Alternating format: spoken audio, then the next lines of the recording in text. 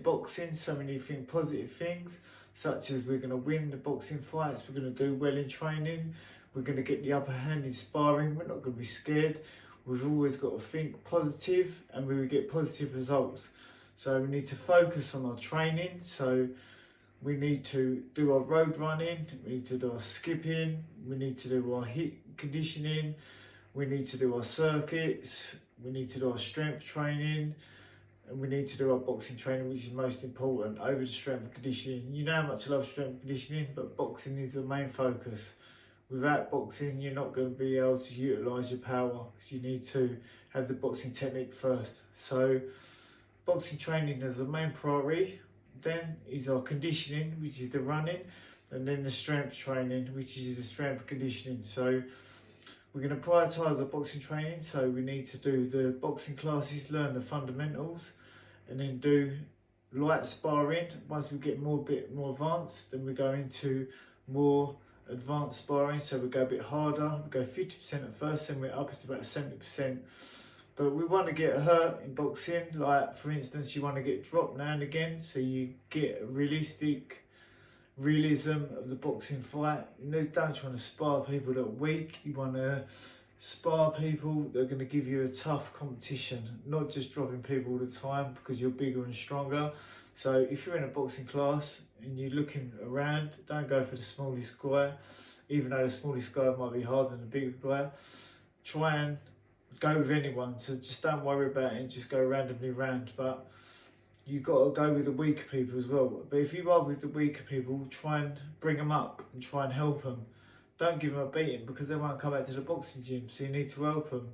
Like me, when I train in the boxing gym, when I get someone weaker than me, I try and help him. I pull him to the side and I try giving him tips. But then also, you don't want to be too lenient with him, you want to give him a few hard shots so he learns. So that's our boxing training done. Then the second one is our conditioning. So we want to do a road running. We want to do 3-4 road runs a week. So we want to start off doing half an hour, then increase it to 45 minutes. And then once we've increased it to 45 minutes, we want to try and up the pace. So we do this all progressively overload, so we speed it up over time. And then we write down a progression. So for instance, we write down our times. So we just say, for instance, we're doing a 5K, we've done it in 25 minutes.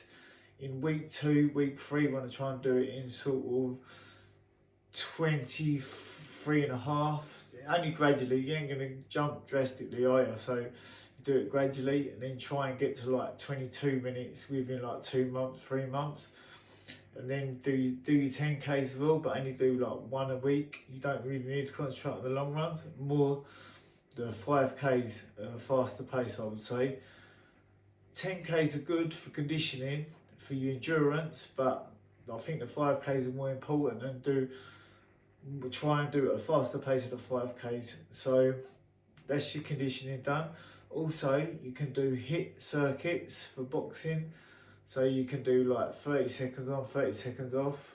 So for instance, you could do like on the air bike, 30 seconds on, 30 seconds off for like 10 minutes. That will increase your conditioning.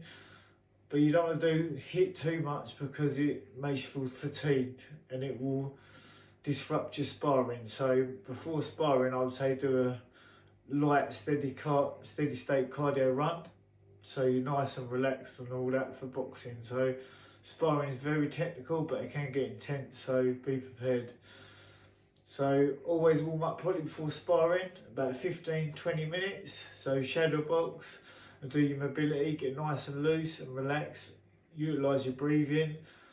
So this will help. So you could breathe through your nose, out your mouth, so your belly inflates. So hold that for 4 seconds, then hold for 4 seconds, hold your breath, and then exhale and then into your belly for 6 seconds. This will help you get relaxed, and then that will help you in sparring as well. So when you feel like someone's getting the upper hand here, take a breath and then relax a little and then go again, rather than hold your breath and panic and try and throw loads of shots or curl up into a ball and end up against the ropes.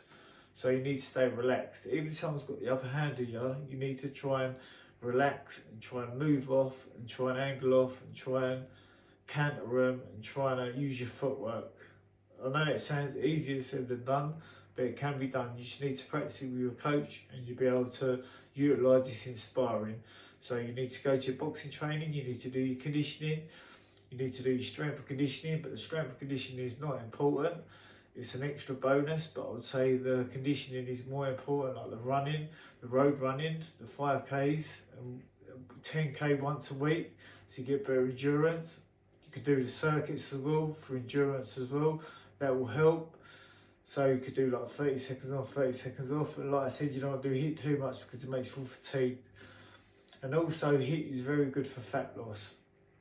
And then with the steady state cardio, that's very relaxing. It strengthens your heart, it makes you fitter, and also it's quite relaxing, and it does interrupt too much with sparring and boxing training, so you don't want to do too much HIIT. And the strength and conditioning is an extra if you've got time. But the main priority is the boxing training and the conditioning, which is a must. But the strength and conditioning is a bonus. But always concentrate on the boxing training first. So boxing is a very lonely sport, so you're on your own most of the time.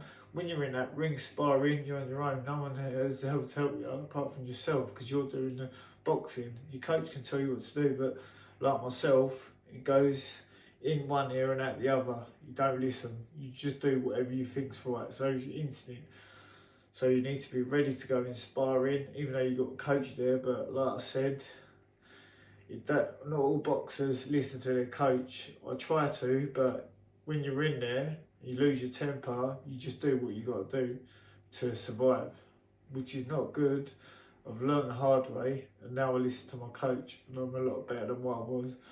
So if this video has helped, please share, like, and follow my YouTube channel, and there's loads of content coming. So if you liked it, put the thumbs up and then share the video. It will help us extremely. So thank you.